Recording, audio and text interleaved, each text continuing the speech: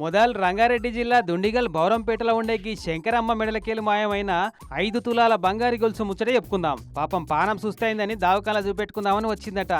దావకాల చూపెట్టుకొని పక్క పంటే ఉన్న మెడికల్ షాప్లో మందులు కొనుక్కొని ఇగో ఆటో ఎక్కి ఇంటికి పోదామని చూస్తుంటే ఎంతసేపటికెళ్ళి కనిపెడుతుండో గానీ మెల్లగా దగ్గరకు వచ్చి కలిసి నడుచుకుంటా మాటలు కలిపిండట ఈ దొంగోడు.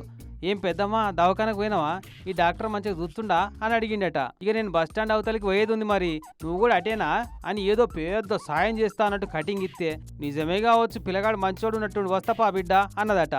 ఆటో కిరాయి తప్పుతుందని ఆశపడ్డదో ఏం పాడో. ఇక వాని మాటలు నమ్మి ఇంటికాడ దించుతాడు కదా అని ఆటోలోకి వెళ్ళి దిగి బండి ఎక్కిందట. కథం ఇక బండి మీద ఎక్కించుకొని పోతుండు చూడు. అటెనక ఏమైందో చెప్పవైతే చింతకింది శంకరమ్మ.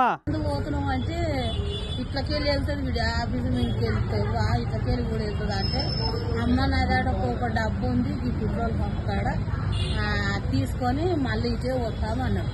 తీసుకొని పోయి అల్లులలో దింపిండు, ఇంకోడు అడ్డం అయ్యిండు, ఫోన్ నెంబర్ ఇచ్చుకుండ్రు. అడిగి ఆడు మాట్లాడుతూనే ఉండు. వెనుక పై కాడికి వచ్చి తాడు తెంపేసిండు, తెంపుకున్నాడు, రోడ్ ఎక్కాడు. అయిపాయ్ 5 తులాల పుస్తలు తాడట. ఎంత లేదన్నా 4 లక్షల విలువ. పుట్టుక్కున తెంపకపాయ వాని మీద మన్ను వాడా, వాని చేతులు ఎరిగిపోను. పండుగ పూట నన్ను ఎంత ఆగం పట్టించిండో అని దుండిగల్ పోలీసులకు కంప్లైంట్ ఇచ్చిందట.